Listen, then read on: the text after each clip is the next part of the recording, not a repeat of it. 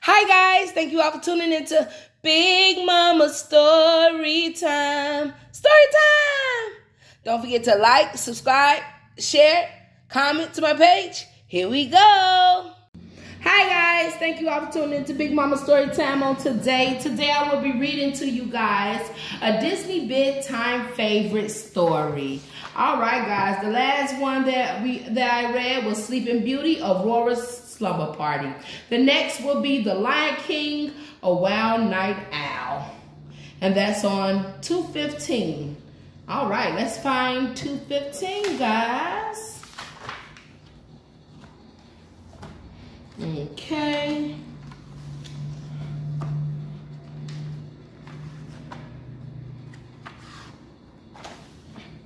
All right, Lion King, A Wild Night Owl.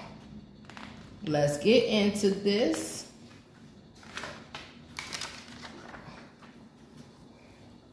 It was late at night in the pride lands. In their den, the lions were all fast asleep. All that is, except for Simba. Simba was just tired. Suddenly, the little prince heard a noise coming from outside. Simba perked up his ears and listened harder. Scratch, scratch. There it was again, a strange scratching, snuffling sound. Simba carefully moved away from his mother and padded over to where Nala was sleeping. Nala, wake up, he whispered. Nala yawned. Her eyes fluttered open suddenly before closing again. Oh, it's you, Simba, she groaned. Go back to sleep. I was having the nicest dream. Look at her. She's still under her mama. She's like, look, I'm tired. And Simba like, come on, come on. But there's something outside, Simba said. Come on, don't you want to find out what it is?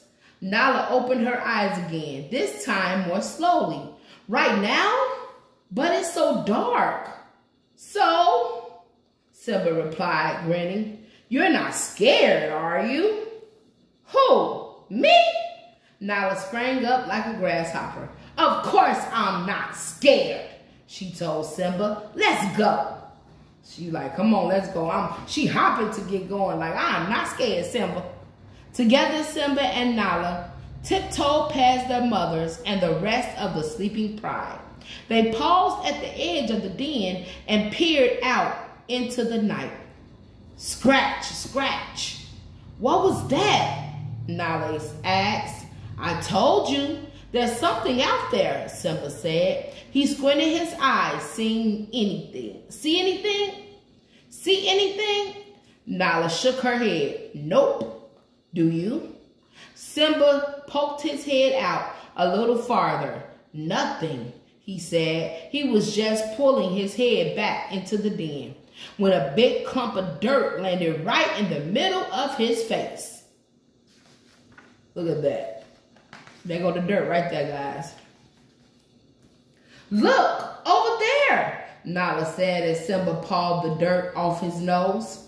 Simba followed her gaze, his bright eyes growing round. A shadowy figure shuffled out from behind the tail mound of dirt. The creature looked like it had two tails, one in the front of his body and one in the back. What is it? Nala asked. Simba shrugged. Whatever it was the strangest looking animal he had ever seen. Oh no. What is that? Kind of look like an anteater a little bit with the long, not snout. But let's see if they find out. Simba wasn't about to let this mystery go unsolved. Hello, he called. Hey, you, over there. Startled, the creature looked up. Are you lost? Nala asked. Why aren't you home in bed sleeping? I'm an aardvark, the creature replied, walking away from the cubs. We sleep during the day and play all night. Right now, it's my breakfast time.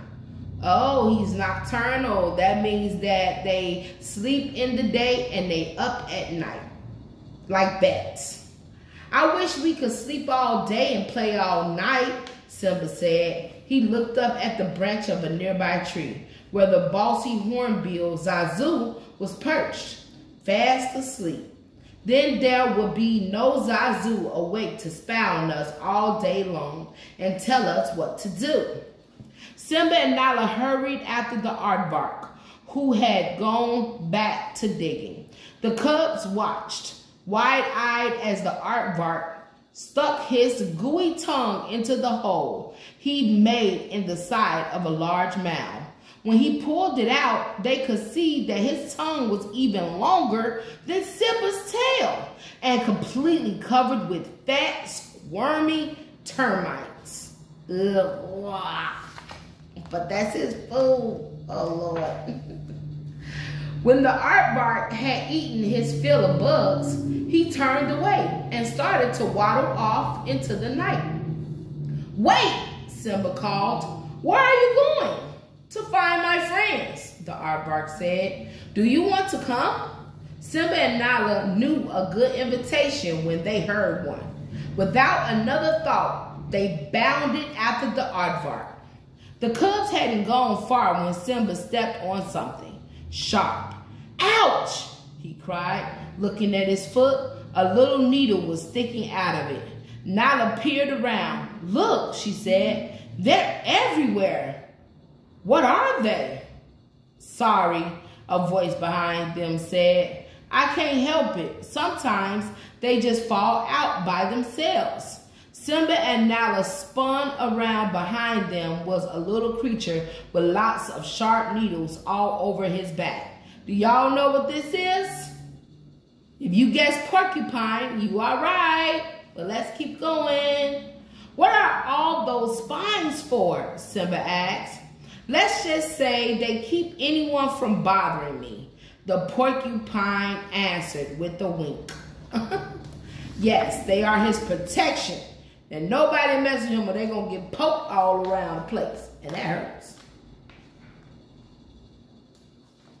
Okay. Just then, Simba realized that the aardvark had gotten ahead of them. The cubs chased after him and found him talking to a spring hare with a long, long tail and short front legs. The spring hare suggested a jumping contest, and Nala and Simba accepted right away. They had always thought of themselves as good pouncers. After all, they practiced every day. Well, that's a rabbit. Okay, I don't know, y'all.